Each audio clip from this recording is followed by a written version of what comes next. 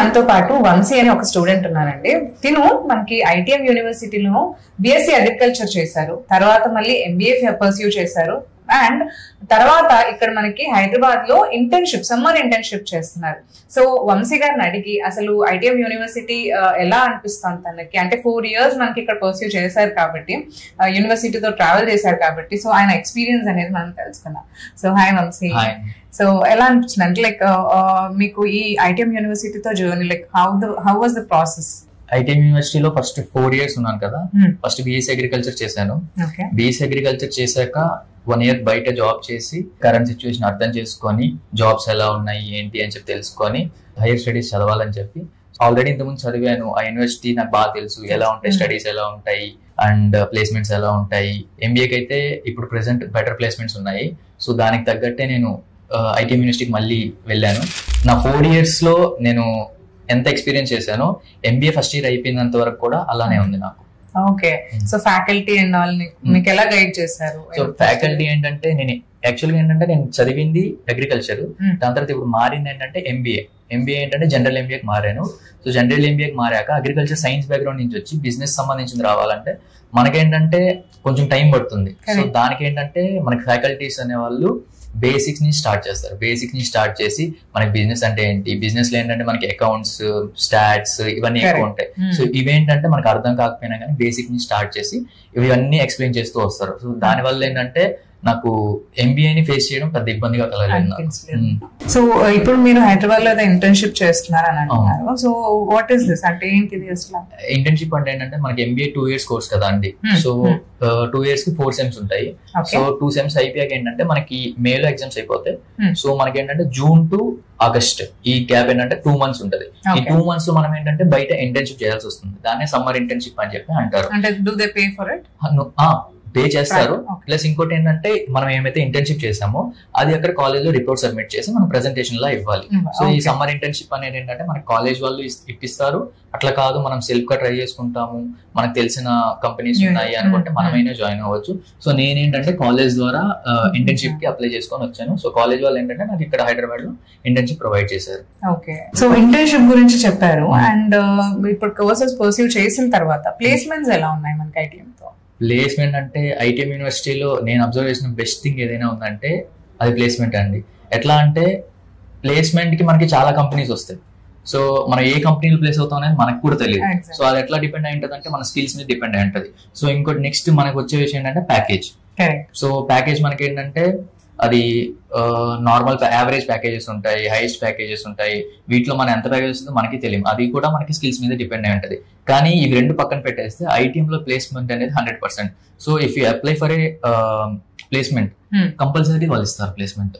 So ఏ student అయినా apply చేసి, అంటే ఎట్లా అంటే కొంతమంది స్టూడెంట్స్ హైయర్ స్టడీస్ చేయడానుకుంటారు, కొంతమంది ఫారెన్ కి వెళ్ళిపోవాలనుకుంటారు, కొంతమంది ఇంకేదైనా సైడ్ వెళ్ళిపోవాలనుకుంటారు. సో అట్లా కాకుండా నాకు కాలేజ్ నుంచి ప్లేస్మెంట్ కావాలి, నాకు జాబ్ కావాలి అని వాళ్ళు కానీ అనుకుంటే సో కన్ఫర్మ్ గా వాళ్ళకి ప్లేస్మెంట్ అనేది వస్తుంది. అంటే బేసిక్ సాలరీ ఎంత ఎక్స్పెక్ట్ చేయొచ్చు? 5 to 6 ఎక్స్పెక్ట్ చేయొచ్చు. Okay, per annum 5 to 6 expect చేయొచ్చు. ఇంకా అంతకంటే బెటర్ కావాలి అంటే అది వాళ్ళ మీద డిపెండ్ అయి ఉంటుంది. సో ఐటీఎం యూనివర్సిటీలో ఇంకో మంచి థింగ్ ఏంటంటే మనం ప్లేస్మెంట్ ఇంటర్వ్యూస్ జరుగుతాయి కదా. సో ఇంటర్వ్యూస్ లో ఎలా పర్ఫార్మ్ చేయాలి ఇవన్నీ ఏంటంటే వాళ్ళకి మనకి సెకండ్ ఇయర్ నుంచి ట్రైనింగ్ ఇస్తారు. మనకి ప్లేస్మెంట్ డ్రైవ్స్ అనేది ఉంటది. ఇవి కాకుండా ITM university the best thing ఒకటి ఉంది. సపోజ్ ఇప్పుడు నార్మల్ కాలేజ్ లో ప్లేస్మెంట్ అంటే ఏంటి, 4th year లో వాళ్ళకి ప్లేస్మెంట్ ఉంటుంది, దాని తర్వాత ఇంక ప్లేస్మెంట్ ఉండదు. కానీ ఐటీఎం యూనివర్సిటీలో మన 4th year అయిపోయిన తర్వాత కూడా ఎవ్రీ ఇయర్ జాబ్ ఫేర్ అనేది జరుగుతుంది. దాన్ని మెగా జాబ్ ఫేర్ అంటారు. సో అది ఎవ్రీ ఇయర్ జరుగుతుంది. ఇప్పటికి 9 జాబ్ ఫేర్స్ జరిగాయి. రీసెంట్ గా మేలో 9th జాబ్ ఫేర్ జరిగింది. వీటిలో ఏంటంటే ప్రీవియస్ పాస్డ్ స్టూడెంట్స్ కూడా వచ్చి అప్లై చేసుకొని దాంట్లో కూడా పార్టిసిపేట్ చేయొచ్చు. అంటే సపోజ్ ఇప్పుడు వాళ్ళు వెళ్ళిపోయి ఉంటారు స్టడీస్ కి, వాళ్ళు వేరే కాలేజ్ కి వెళ్ళిపోయి ఉంటారు, అక్కడ ప్లేస్మెంట్ రాకుండా ఉంటుంది, వాళ్ళకి ఇబ్బందిగా ఉన్నప్పుడు ఏంటంటే ఈ కాలేజ్ ప్రీవియస్ మా కాలేజ్ లో చదివాడు అని చెప్పి అల్యూమిని కదా, సో వచ్చి అప్లై చేసుకొని ప్లేస్మెంట్ కొట్టచ్చు. అది కూడా ఒక ఆపర్చునిటీ కల్పిస్తారు. ప్లేస్మెంట్ లో ఐటీఎం యూనివర్సిటీ ఇందుకే కొంచెం బెస్ట్ అనిపిస్తుంది. సో ఇది కంప్లీట్ గా అంటే మనకి నార్త్ లో ఉంది కదా యూనివర్సిటీ. మన తెలుగు స్టూడెంట్స్ కి ఏమైనా అన్కంఫర్టబిలిటీ ఉంటుందా? అంటే బేసిక్ గా అక్కడ అలవాటు పడాలి అంటే ఆ స్టడీస్ కి, ఆ అట్మాస్ఫియర్ కానీ లేదంటే ఆ లొకాలిటీ కానీ? లేదండి. అంటే యాక్చువల్ గా ఏంటంటే మనం సపోజ్ ఇప్పుడు ఆంధ్ర నుంచి తెలంగాణకు వచ్చినా మనం అలవాటు పడడానికి మనకు టైం పడుతుంది. ఏ ఏరియా నుంచి అయినా ఒక ఊరి నుంచి ఇంకో ఊరికి మారితే మనకు కన్ఫర్మ్ టైం పడుతుంది. అట్లాగే మనకు అక్కడ టైం పడుతుంది. కాకపోతే మన కాలేజ్లో ఏంటంటే మహోత్సవం అని చెప్పి ఒక ఈవెంట్ చేస్తాం. అదేంటంటే కాలేజ్ లో ఒక పెద్ద ఫెస్ట్. ఆ ఫెస్ట్ ఎలా అంటే ఇప్పుడు మనం నార్త్ స్టేట్ కి వెళ్ళి వాళ్ళ కల్చర్ మనం చూస్తాం, మన కల్చర్ కూడా వాళ్ళకి చూపించాలి కదా. సో సౌత్ వాళ్ళు అంటే ఏంటి, సౌత్ వాళ్ళు ఎలా సెలబ్రేట్ చేసుకుంటారు, వాళ్ళ ఫెస్టివల్స్ ఏంటి, వాళ్ళు ఎలాంటి డ్రెస్సెస్ వేసుకుంటారు ఏంటి అని చెప్పి మొత్తం మనం మన కల్చర్ ఎట్లా ఉంటుందో నార్త్ వాళ్ళకి మనం చూపిస్తాం. స్మార్ట్ చాయిస్ వాళ్ళు ఉన్నారు, సో వాళ్ళు స్పాన్సర్ చేయబట్టి ఈవెంట్ చాలా పెద్దగా జరిగింది. సో ఇప్పుడు మీరు ఫుడ్ అంటున్నారు కదా, ఇందాక ఫుడ్ డిస్కషన్ వచ్చింది.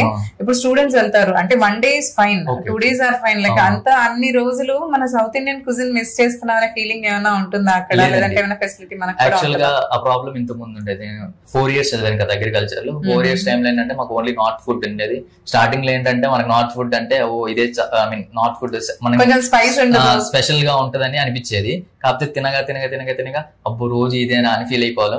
సో మనం ఇంట్లో చేసుకునేదే కావాలి, మనకి మన సైడ్ ఫుడ్ కావాలి అని మనకు అనిపించేది. సో 4 years మేము ఇబ్బంది పడేవాళ్ళం. స్మార్ట్ చాయిస్ వాళ్ళు యాక్చువల్గా ఏం చేశారంటే అక్కడ సార్ వాళ్ళతో హైయర్ అఫీషియల్స్ ఉంటారు కదా, వాళ్ళందరితో మాట్లాడి మన సౌత్ నుంచి చెఫ్ని పంపించారు. సో వాళ్ళే కుక్ చేస్తున్నారు. సో మన మెన్యూ కూడా ఏంటంటే మనం రోజు ఇంట్లో ఏం తింటామో అవే మెన్యూ ఉంటది. లైక్ ఇడ్లీ, ఊతప్పం, ఉప్మా, పునుగులు, సాంబార్, పప్పు, బగారా రైస్, ఆలు కుర్మా, మునక్కాయ కూర, గుత్తొంకాయ, ఇవే మా మెన్యూ. మనం డైలీ ఎట్లా పెరుగు తింటాము, ఆలు ఫ్రై, ఇవే ఉంటాయి మా మెన్యూలో కూడా.